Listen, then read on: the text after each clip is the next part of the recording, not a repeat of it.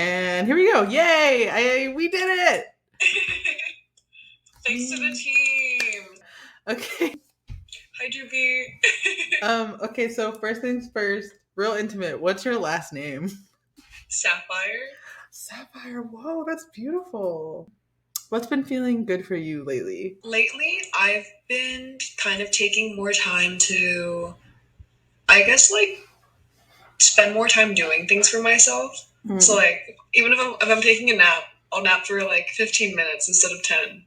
I'll just take the extra 5 minutes to like roll around in bed or something, or just like stretch out, or like check my phone or something. So it's just extending that like 5 extra minutes to kind of everything that I do for myself.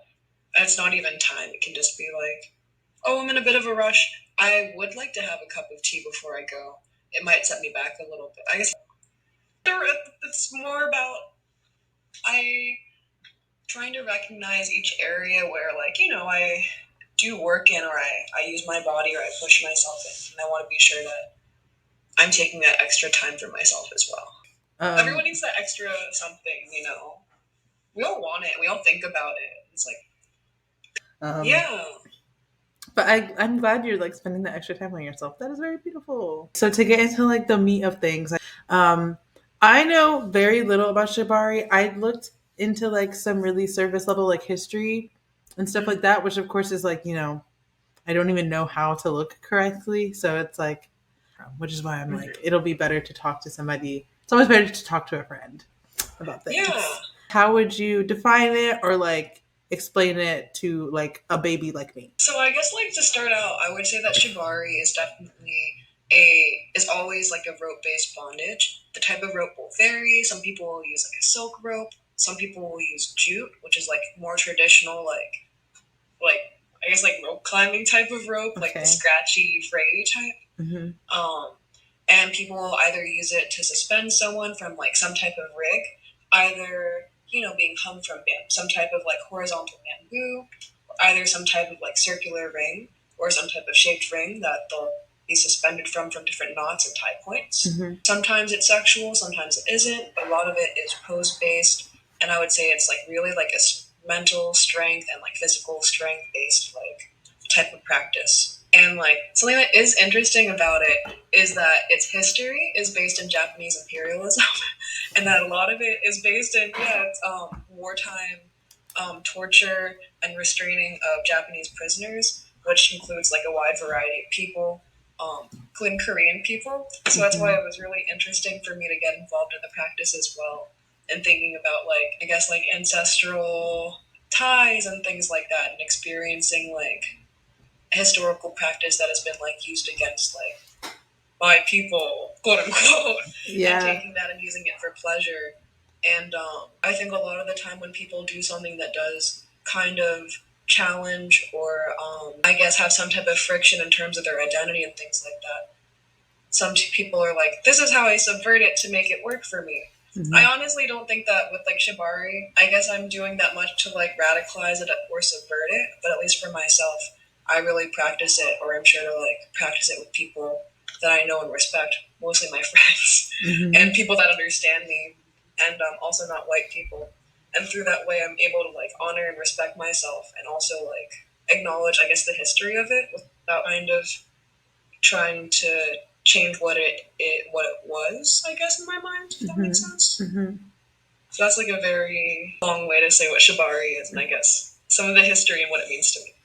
No, I think that was immaculate. You already brought up something that I wasn't going to bring up till the end about like, using really painful things like imperialization and, you know, the fucked up stuff that like comes out of that, and like turning it into something like pleasurable, or just into something else, like transmuting that like that violence into something that's like I think I would say more generative in a sense. In the sense of generating good feelings. How cool! Thank you for that.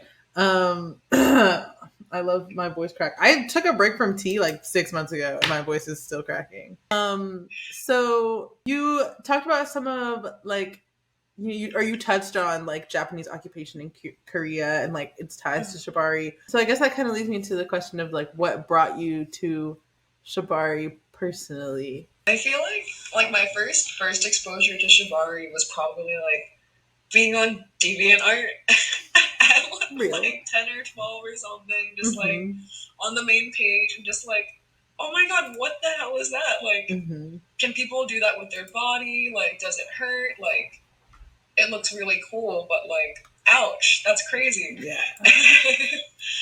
So that my first exposure to it, I think, definitely was without the context of like what it is. I think in kink scenes and also like historically as well. Mm-hmm. And then through that type of curiosity, the way that I pursued it was more aesthetic based originally. Until I was maybe 18 or 19, and I became a lot more aware of how everything worked together. Yeah. And how I grew up. Dot dot dot. And had to really consider that in my kink practices, what it was like being like a person of color, and also I would say rope spaces for the most part are majority white. It's really interesting. Actually, earlier today I saw a flyer that said Shibari 101 Japanese History and Imperialism and Tying with Mistress Midori. And the picture was a white woman. Awkward. And I talking was about like, the who is history Mistress too. Midori with 49,000 followers talking about Japanese occupation and tying? Yeah. It really is mind-boggling sometimes. And like, I know there are people that have experienced like bondage and also like Japanese occupation. I think everyone that experiences bondage is able to talk about shibari within like a context that really speaks to like what the practice is now. And I think probably a white woman is not the most astute pick No. out of everyone or anyone that could speak on it. But like, you go, Mistress Midori. Right. Get that coin, babe. Yeah, that's like genuinely embarrassing. Like, who shared this? Right? You're like looking into your followers, like, what the fuck? Ooh, silly event. I'm like, wait a second. Oh no. No. But I'm sorry. Can you go back to the question again? No, we were just talking about like what brought you to Shibari and like kind of like your connection to it. I would after deviant art, probably sex work is like the main thing that has brought me to shibari. One of my first experiences being Thai was at a private party in Virginia with one of my friends. She had a client that was interested in bondage and Asian stuff. Again, playing into sometimes the fetishization within the practice as well, which is silly. But we were tied just for like an hour or so, and I really just enjoyed the practice of being suspended. It really is like a weightless experience. It is painful, but you really do need to be in touch and in tune with your body and the person that you're tying with. So it's like a nice kind of collaborative experience as well. Mm-hmm. And then after that, I found more ways to bring it to my personal, my professional life ever since, and I just really enjoyed it. Oh, cool. That's really interesting. What you're saying about bringing it into your professional life. Like, what do you mean? I would say that after doing that gig and having that experience being tied for like as like a scene or like a performance in a party space for people like that, I'd never even considered that that was like an aspect of like in-person sex work that I can do. I was like, oh, people want this, and then after that, I realized that I was like, oh, I can if I enjoy it and I can make money off of it, and also like a really type of niche person seems to be interested in it. I really tried to capitalize on As you should. Absolutely appropriate. that. No, this is so fun. That's such a good answer. Right? I'm like, people are silly. People are so curious too, and I feel like, especially in like 2000, probably even like 2017 and stuff like that, sex work Instagram, sex work Twitter hadn't really taken off yet. So like seeing like images like that and being in interactive spaces where you could see performances like that, it felt a lot more, I guess, like shocking and kind of more interactive in a sense. I would not say groundbreaking because people have been doing it for decades, but definitely it did feel like a different shift in the environment from like just like some like old dude spanking someone tied to like a cross or something, or like some shit like that. Yeah. I definitely feel like my exposure to Shibari was like a lot of like white guys with mustaches or like type beat. You Yeah, know what type sometimes of person? suspenders, like Yeah, you know what type of person I'm talking about, right? Yeah, and it's I don't know. It's like I like it's like I knew there was something more to it. I just never got the chance to investigate because I was so put off. I've But definitely had those experiences too, and it's hard not to be put off by like these like really like kind of like tough guy, like burly, like white dude, like I'm gonna tell you when you're a rope bunny and you can take it. it's the You're just same. dangling there. Don't complain. Mhm. Like It's like the same guy who claims to have like a DDLG kink, but like doesn't want to take care of you at all. literally, he's like, "What do you mean? I'm an abusive father. Right, literally. Like this Like is I'm not not. gonna leave. I'm gonna wait for a pack of cigarettes. No, actually, like it's Like not this the is type. getting too real. No, I was gonna say like I'm not trying to replay that. I'm not trying to do those parts. Literally, that's all they want to do. Yeah, it's fucked up. I'm just like it's like. Oh my god. Oh Sorry, my, hold we need on. the team. I know. Team. Um. Like, Okay, no. thank you guys. But genuinely, my little personas literally are like my team because I have to like put my headspace in a different place. Like I had Andrea clean my house the other day. Yes. I was like, Jupi's not down for this, but Andrea can absolutely make my bed. Yes, I'm like, we need someone willing and able to do this. I'm like, tap in. If you're in there, tap in. Sometimes too, when I'm like, I am not feeling obedient today, but I know someone is. Right, somebody in here is. Somebody's in the mood. And Oh Andrea was my- like, if as long as I can wear my little outfit and my shoes, and she Literally. did. Co-topping myself to make myself cook and clean. I hate adulthood. I also think something about like I had some sort of inner knowing from a very early age that BDSM was like just a way to get through life more than anything. Yes. I always knew I'd end up here. Like, I hope this is gonna mean something further down the line. Right? Right now. Maybe a little bit. Definitely. But we this my blog is called Pain Hub. So I do have to ask, like, so how does it hurt? I would say that just depending on who ties you and how you get tied, there are a couple of different ways that it goes. So, if you are being suspended, but and I'm trying to think of a way to describe it of like the way that the joints work. But what hurts the most, at least for me, is being tied from a single point. Is having my entire body held from one rope. So all of your weight is just being like pulled and tied, and you're just kind of there's no support. Mm-hmm. So you're really just being like torn in half. Fuck. Something that's a lot easier and something that I prefer is having at least 2 points. And then, your front and your back, you're a lot more supported. Mm-hmm. There's a lot less pain and you feel like you're less constricted and it's more of like a duller kind of squeeze and throb. All of it cuts off circulation and all of it really is, I would have to say, something that you feel in every second and every breath. And you have to be very conscious of how you breathe or else, it can like I guess, how do I say this?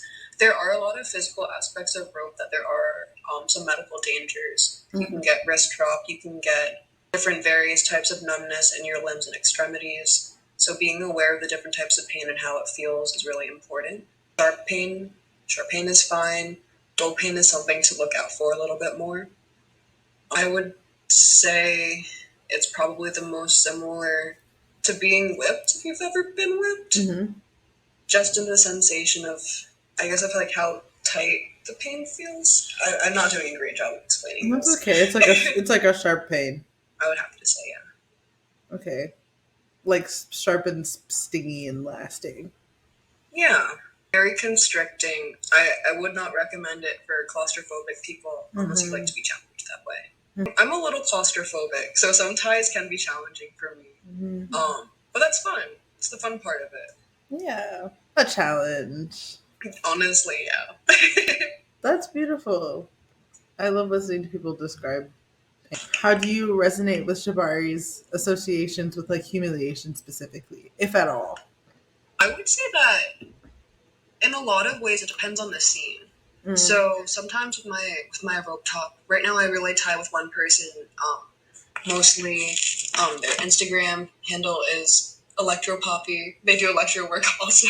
Oh, cool. Their name is V, and a lot of it depends from scene to scene. If we're doing a decorative tie, we will use some humiliation if that's like dependent on the scene that we're doing. If we're playing together, then I do love to be humiliated. So then that is a large part of it. I guess, like I say, recently we went to a play party where I was tied, and they like tied my arms and legs behind my back and forced me into like a kneeling position and just kicked me a bit. And so we tend to use like shibari as a way to restrain and also to like put people in like compromising positions, and it's fun. Yeah. I would say that that's the way that we play around with it like that. It sounds very vulnerable. Yeah, I really like that aspect of it too. There's a lot of trust in the other person that you're playing with, or that's tying with you too. So I feel like sometimes I'm always having a great time. I know when to say when to stop, and I know I'm very vocal about that. And just with the culture of like the white dudes that tend to control these spaces, you want to make sure that you're working with someone that trusts you and respects you and listens to you too. Yeah. So I'm very like grateful and very happy that like I have a friend I can tie with that is very like an active listener and like someone that's also a very active talk, like, question asker, things like that. I guess adversely to the, but how would you describe like the pleasure you experience, or like why? Have you investigated like why? Which you don't have to, because I'm really against people thinking like kink always has to have like some deep root. Some type of root, like what happened to you, what event in your life? Yeah, it's like I just like to be restrained. I'm just like a little guy. I just like how it feels to be tied up. I think it's really fun and playful. Sometimes I'm like, what if you have to catch me first and then you restrain me? And I'm like, it's really fun.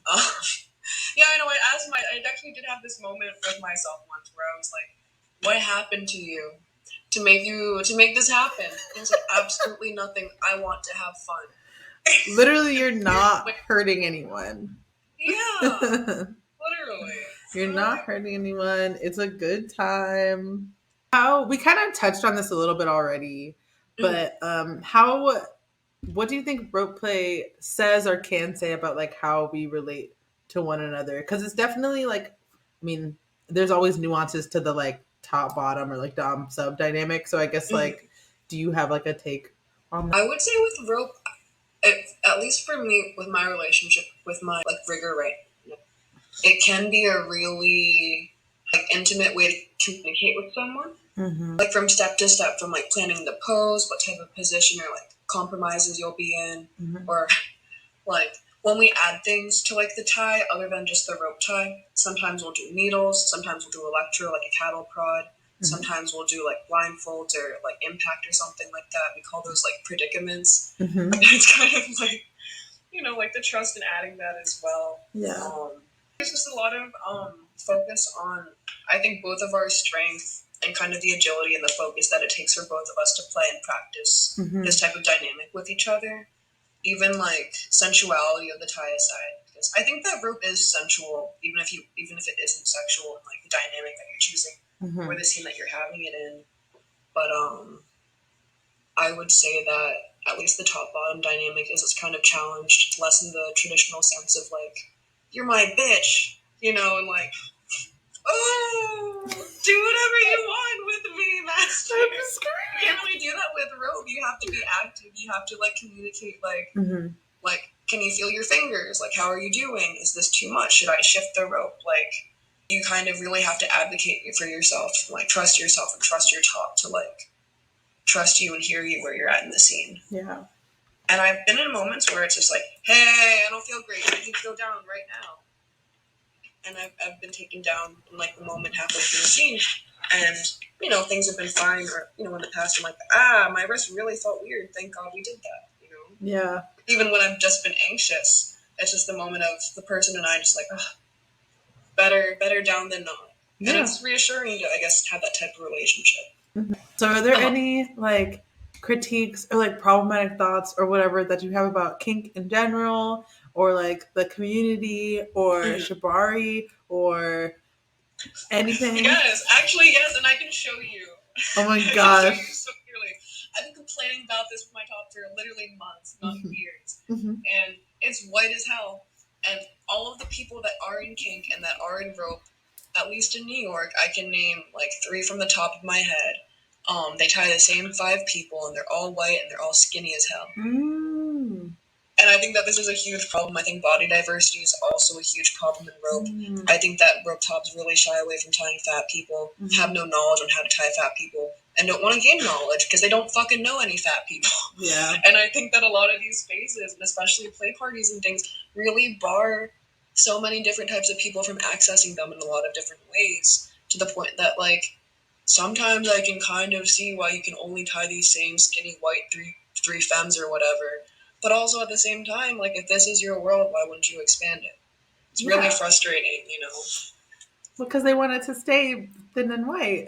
Yeah. And like, it's so frustrating. And like, these are the people that, like, oh, you know, we have the rope workshops, we throw the parties, you know, we have the privilege Yeah. and the opportunity to do like one workshop with like a POC creator and give you the time in our dungeon if we so choose to give it to you. Mhm. You also have to know us, and we have to think you're hot in order to do it. Yeah, and it's gonna be expensive.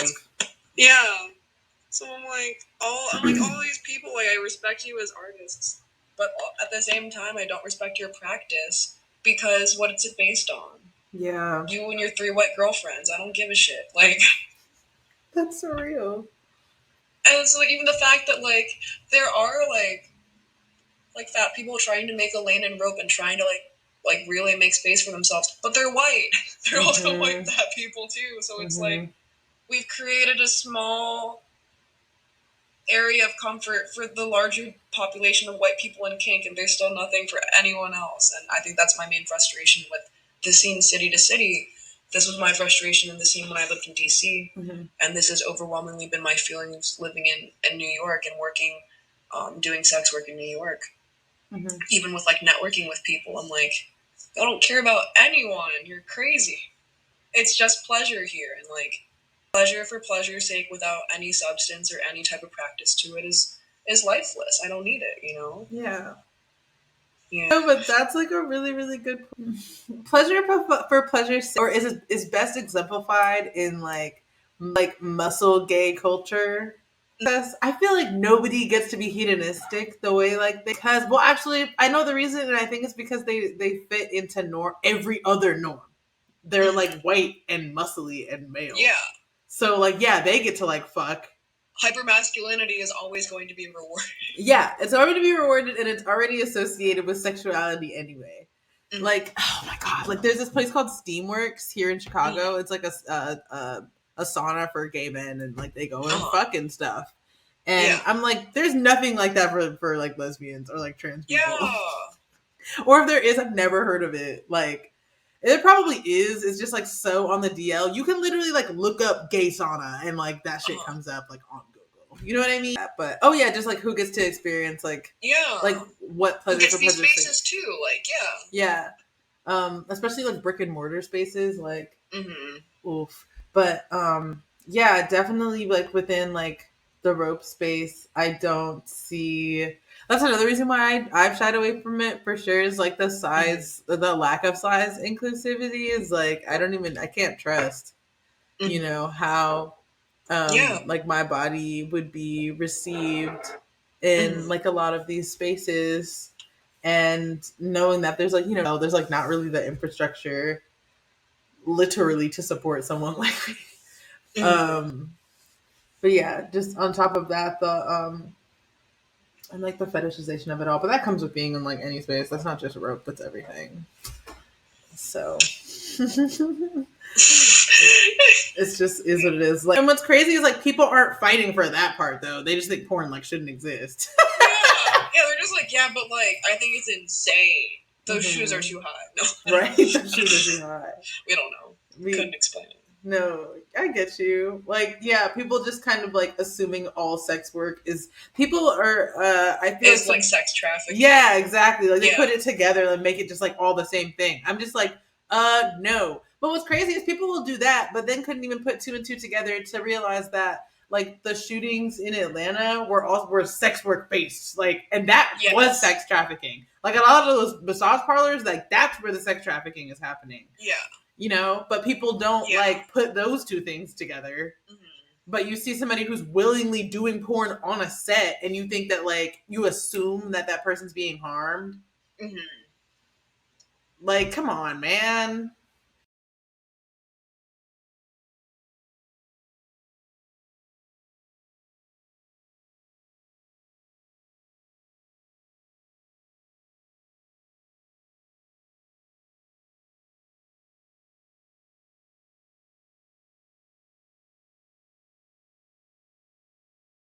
Okay, cool.